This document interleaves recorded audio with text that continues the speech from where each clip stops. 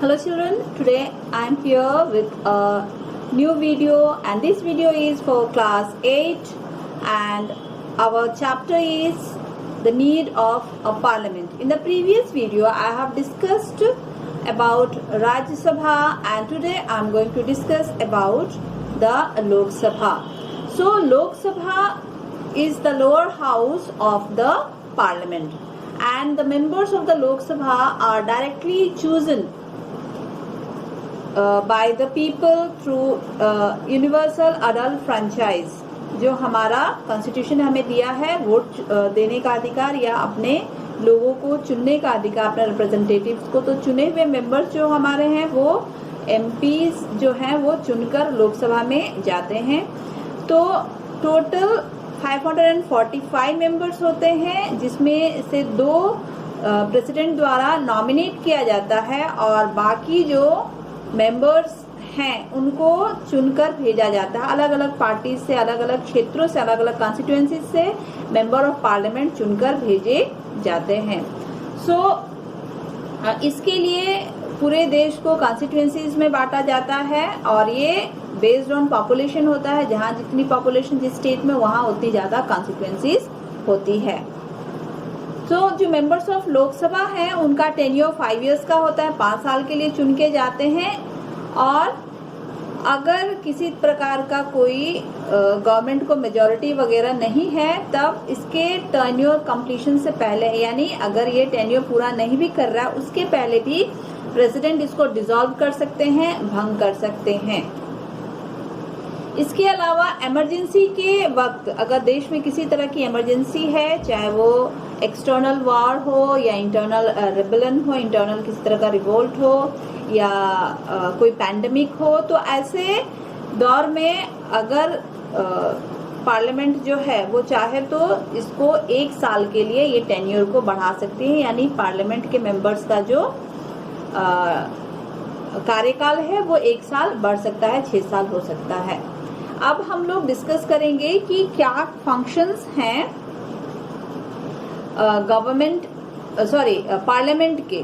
तो सबसे पहला सेलेक्टिंग द नेशनल गवर्नमेंट, यानी नेशनल गवर्नमेंट को सेलेक्ट करना। जब एक बार इलेक्शन हो जाता है तो इलेक्शन के रिजल्ट जब घोषित होते हैं तो उस वक्त जो पार्टी मेजॉरिटी में होती है उसको प्रेसिडेंट कॉल करते हैं या इनवाइट करते हैं कि आप आके गवर्नमेंट फॉर्म कीजिए।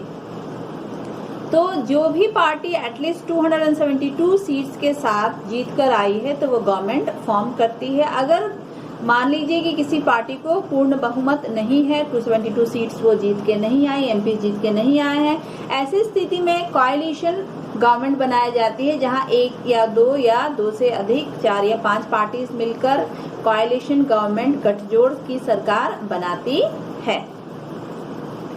तो ये प्रेसिडेंट फिर प्राइम मिनिस्टर नियुक्त करते हैं, यानी जो भी कोalition पार्टी या फिर जो मेजर जिसने सीट्स जीते हैं उसके जो लीडर होता है उसको प्राइम मिनिस्टर घोषित किया जाता है। तो इसके अलावा पार्लियामेंट जो है इसके और भी इम्पोर्टेंट फंक्शंस हैं। ये जो भी मिनिस्टर्स होता है उनके सिलेक्शन में भी अहम योगदान रहता है। यानी जो मिनिस्टर्स होते हैं वो मेंबर ऑफ पार्लियामेंट ही होते हैं और उनको भी सेलेक्ट किया जाता है हमारे हेड ऑफ जो इंस्टीट्यूशन है जिसको हम नॉमिनल हेड भी कहते हैं प्रेसिडेंट द्वारा, जबकि रियल हेड हमारे प्राइम मिनिस्टर होते हैं। और प्रेसिडेंट जो है वो प्राइम मिनिस्टर के एडवाइस में जो अलग अलग मिनिस्टर्स होते हैं उनको पोर्टफोलियोज घोषित किया जाता है, यानी उनको अलग अलग डिपार्टमेंट दिए जाते हैं। और ये अलग अलग डिपार्टमेंट के जो मिनिस्टर होते हैं इनका काम क्या होता है कि अपने डिपार्टमेंट में जो गवर्नमेंट का डिसीजन है, गवर्नमेंट अगर किसी तरह से कोई डिसीजन लेती है तो उसको इम्प्लीमेंट कराना, उसको लागू करवाना। हम कह सकते हैं कि प्राइम मिनिस्टर और उसके कैबिनेट ऑफ मिनिस्टर्स जो हैं उनको एग्जीक्यूटिव्स भी हम कह सकते हैं। तो ये जो मिनिस्टर्स होते हैं इनकी भी 3 कैटेगरीज होती है। एक होता है कैबिनेट मिनिस्टर, दूसरा होता है मिनिस्टर ऑफ स्टेट, तीसरा होता है डिप्टी मिनिस्टर। कैबिनेट मिनिस्टर जो है वो कोर एग्जीक्यूटिव है, यानी किसी भी मिनिस्ट्री या किसी भी मंत्रालय का जो हेड होता है वो होता है कैबिनेट मिनिस्टर। उसको हेल्प करने के लिए मिनिस्टर ऑफ स्टेट्स जो हैं वो होते हैं।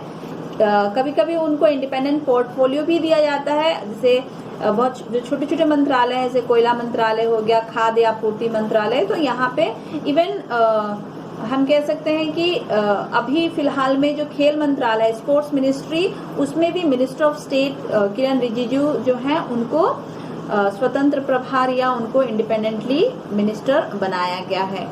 इसके अलावा एक और कैटेगरी होती है मिनिस्टर की, वो होती है डिप्टी मिनिस्टर्स, जो कि कैबिनेट मिनिस्टर को और स्टेट मिनिस्टर ऑफ स्टेट को सपोर्ट करने के लिए बनाए जाते हैं। तो प्राइम मिनिस्टर और उनके काउंसिल ऑफ मिनिस्टर जो है वो जितनी भी सरकार की जो भी डिसीजंस होती है उनके लिए वो कलेक्टिवली जिम्मेदार होते हैं।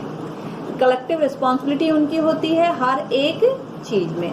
इसके अलावा लोकसभा के जो प्रिसाइडिंग ऑफिसर हैं उनको स्पीकर कहा जाता है, और स्पीकर का चयन, स्पीकर को चुना जाता है, जो मेंबर ऑफ पार्लियामेंट होता है उन्हीं में से किसी एक को स्पीकर और फिर एक को डिप्टी स्पीकर चुना जाता है।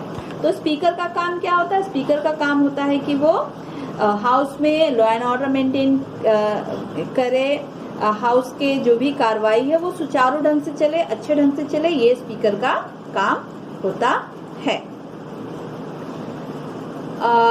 नेक्स्ट जो हमारा पॉइंट है वो है controlling guiding and guiding the government. इसके बारे में मैं डिस्कस करूंगी।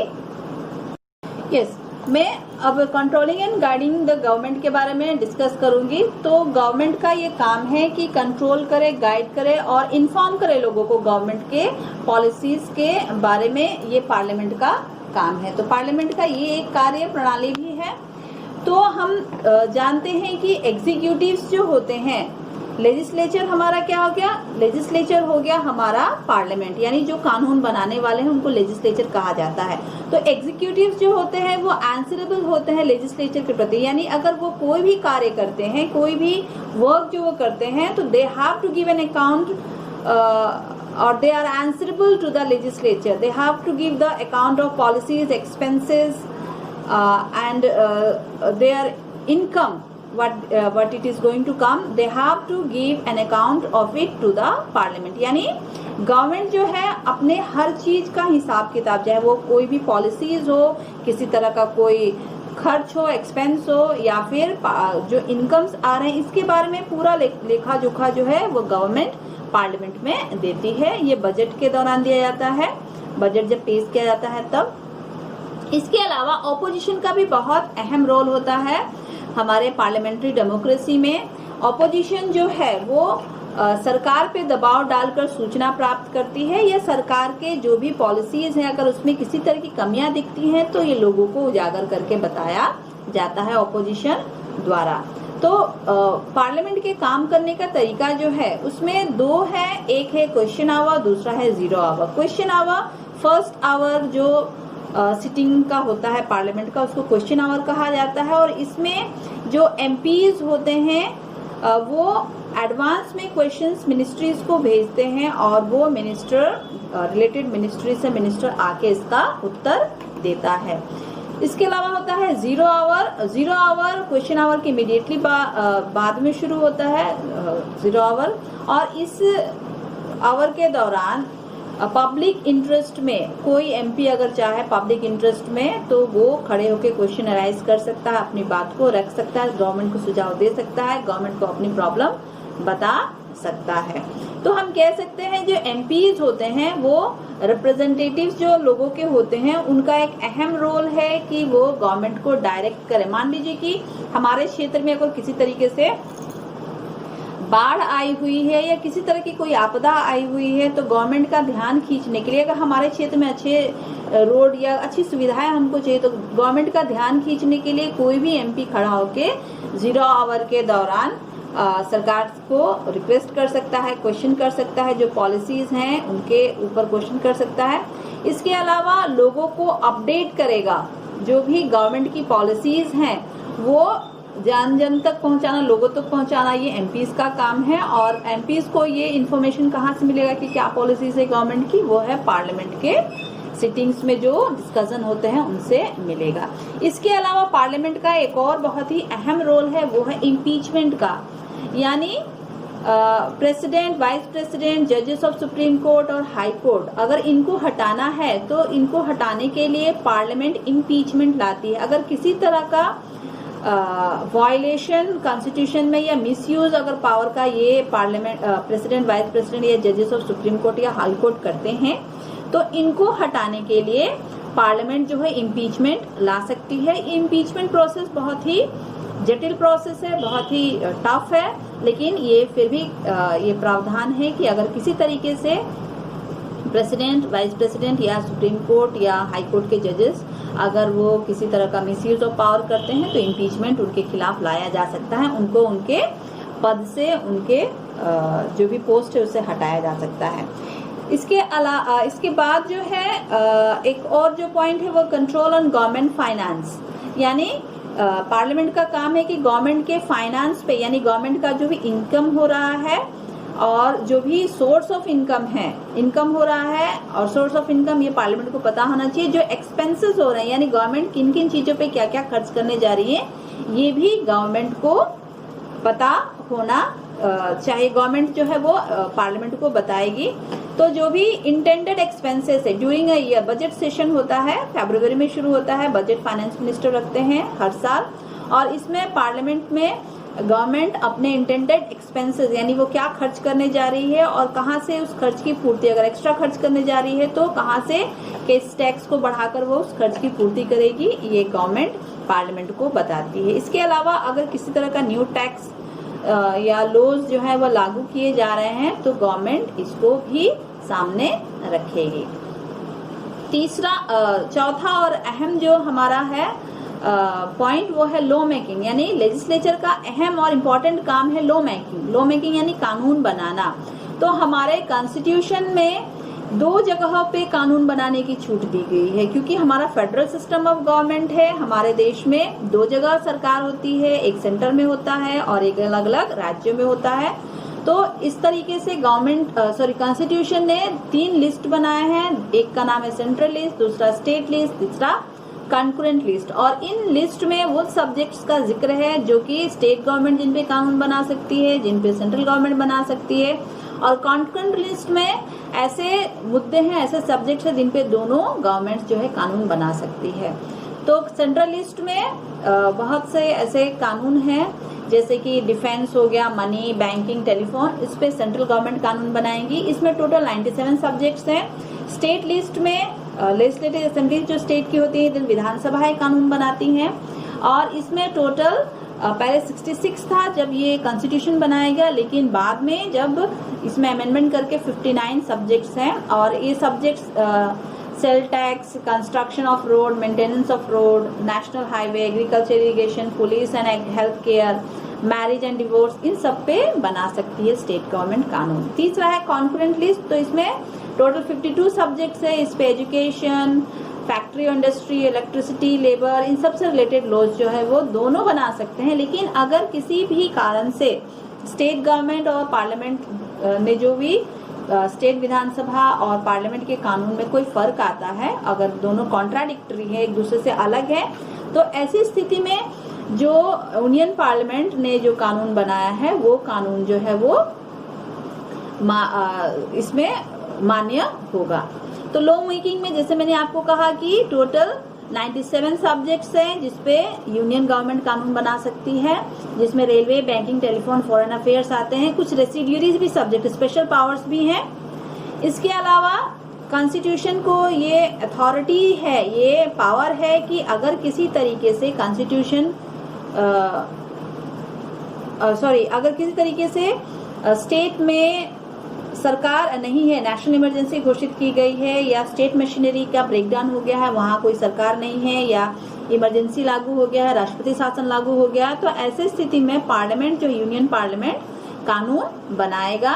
और ये कानून जो है स्टेट लिस्ट में जितने कानून है उसको यूनियन पार्लियामेंट भी बनाएगा। तो ऐसे 47 सब्जेक्ट्स है जो कॉन्करेंट लिस्ट में है, उनपे यूनियन गवर्नमेंट भी कानून बना सकती है। और भी फंक्शंस जो पार्लियामेंट के हैं वो हम नेक्स्ट चैप्टर में कुछ और फंक्शंस के बारे में डिस्कस करेंगे।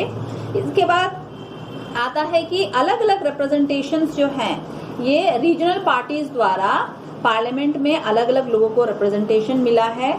और इसमें क्या हुआ है कि डिसीजन मेकिंग प्रोसेस में या पॉलिसी मेकिंग प्रोसेस में जो सेंटर में है, वहां सिर्फ कुछ लोग ही नहीं, सेंट्रल लोग हैं वो नहीं, बल्कि रीजनल पार्टीज का भी योगदान है। और इससे रीजनल पार्टीज या रीजन जो हैं, छोटे छोटे जो क्षेत्र हैं, क्षेत्रों में विकास का ज्यादा बेनिफिट हुआ है या ज्यादा उनको बेनिफिटेड महसूस वो कर रहे हैं। अपने अपने रीजन्स में गवर्नमेंट का इन्फ्लुएंस वो करके अपने लिए पॉलिसीज फ्रेम करवाते हैं। इसके अलावा पार्लियामेंट में जो अंडर प्रिविलेज सेक्शंस है सोसाइटी के, जैसे माइनॉरिटी हो गए, SC ST हो गए या विमेंस हो गए, इनको भी रिजर्वेशंस की बात हो रही है। इनको तो रिजर्वेशंस है SC और ST को, वुमेन्स रिजर्वेशन की बात हो रही है। हम लोग को पता है कि पंचायत इलेक्शंस में वुमेन्स को रिजर्वेशन मिल चुका है 33%, लेकिन औरतों की ये मांग रही है, क्योंकि 50% पॉपुलेशन जो है देश में औरतों का है, लेकिन इनका जो रिप्रेजेंटेशन है पार्लियामेंट में वो बहुत ही कम है। वुमेन्स को रिजर्वेशन की मांग कर रही है। 60 साल पहले 4% वुमेन MPs थी, और आज अगर हम देखें आज के डेट में सिर्फ 9%, यानी सिर्फ 5% वुमेन्स जो है वो बढ़कर हुई है। इसीलिए ये जो इंक्रीज है ये बहुत ज्यादा नहीं है, इसलिए औरतों की मांग है कि उनको भी कम से कम 33% रिजर्वेशन मिले। तो हम देख सकते हैं कि पार्लियामेंट में अलग अलग तबके के लोग, अलग अलग रीजन्स के लोग को रिप्रेजेंटेशन मिला है, ताकि वो लोग अपनी भलाई के लिए पॉलिसीज फ्रेम करने के लिए गवर्नमेंट पे दबाव डाल सके या गवर्नमेंट को कह सके कि उनकी भलाई के लिए पॉलिसीज फ्रेम करें। बाकी जो है हम नेक्स्ट चैप्टर में पढ़ेंगे। तब तक के लिए बाय बाय चिल्ड्रन।